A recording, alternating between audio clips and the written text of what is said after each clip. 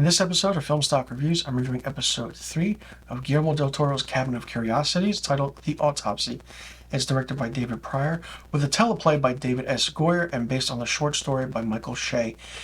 This episode stars F. Murray Abraham and Gil Turman and Luke Roberts. This was a really interesting episode. We get the backstory of Sheriff Nate, who calls his friend Carl Winters to perform autopsies on miners, that an accident kind of happened and an explosion occurred, and the gist of everything is like the slow goingness of how Nate is actually explaining this story to Carl. And while Nate is explaining the story to Carl, you also get the explanation of what's happening.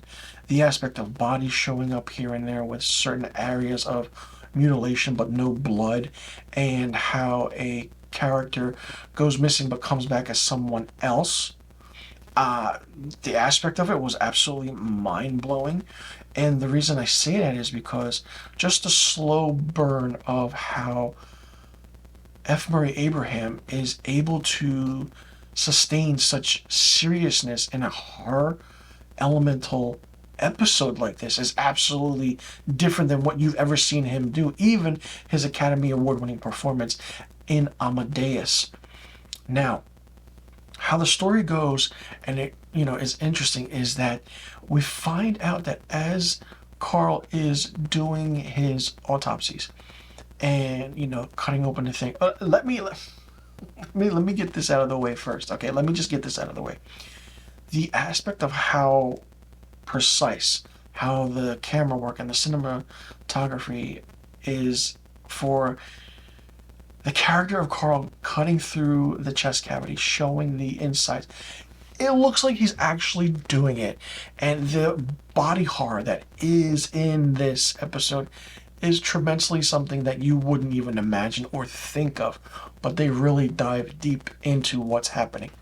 Now, the aspect of it is that this kind of thing is an alien parasite. Yeah. And it kind of took over the body of Alan and explains that the species has no sensory organs or anything like that, and use their host for pleasure and nourishment while sucking the life form from inside out. So once they, that's it, they die, they move on to a new host and everything. They keep feeding until there's nothing left in their body, which is what is the explanation as Carl is giving his autopsy reports on different bodies. Like the first one had full blood, and as it went on, everyone lost blood in some way, but we didn't know how. Now, the aspect of how things are done is that you could say this is Invasion of the Body Snatchers, but with a more body horror and element to it. Now, it's very different. The aspect of how the character of Joe Allen really explains everything is absolutely different than what it's like. You're just taken in about how this alien from this time traveler, he calls it, from another dimension or species, is not what it seems. And F. Murray Abraham plays scared so well, but he plays it in a way where it's different. But he's so forth trying to understand the alien itself as well. The alien starts cutting himself open, trying to pass its parasite onto Dr. Carl Winters. And then as it does so, the explanation of how everything's happening is what goes on.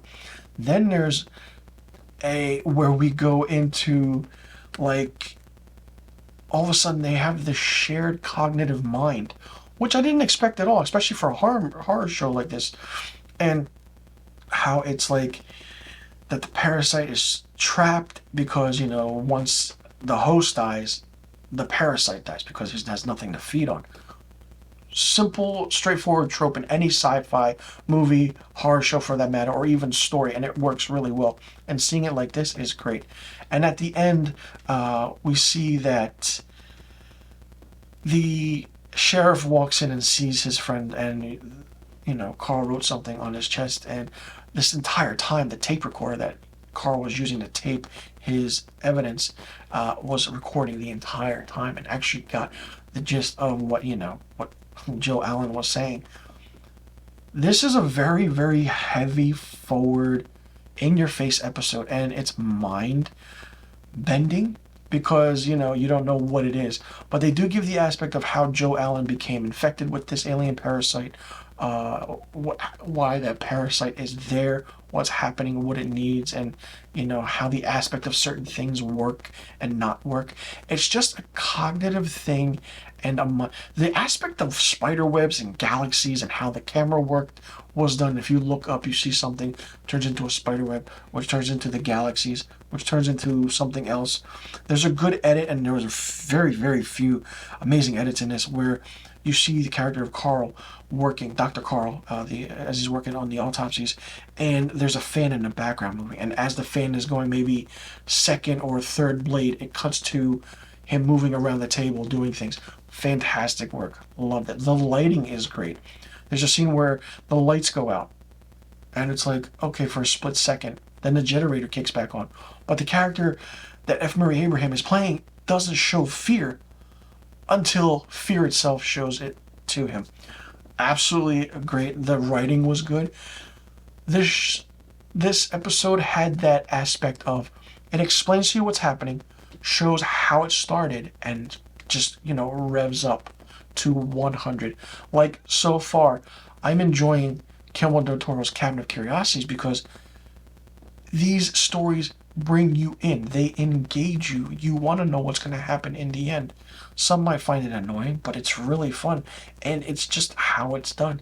I've never seen a horror show like this to do that, where it's just, you need to step away for a few moments in order to continue watching these episodes, because they're just so in your face with body horror, the aspect of the mundane, the macabre, the gothicness of it, the aspect of the dark arts, the paranormal, the alien aspect to it as well.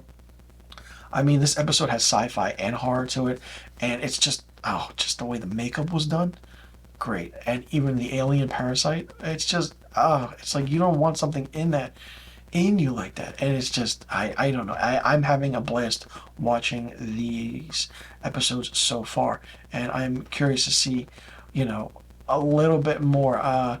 This entire first season of Guillermo del Toro's Cabinet of Curiosities is 8 episodes, and I'm really, really hoping it gets picked up for another season, because this is fantastic, and it's just absolutely insane about how certain things are done, the way the camera work is done, the acting.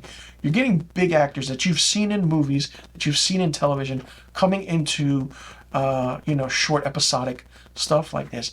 So far, each episode or episodes pertaining are close to 37 to, I want to say, 65 minutes long. But it's those 37 to 65 minutes where you're just enthralled at what you're watching on screen, and you can't look away at all. And this is what the Autopsy did. The Autopsy had that aspect, and you're like, what's going to happen? Well, you find out in the end that it's not what you actually think it is. For me, the Autopsy gets 5 out of 5 stars.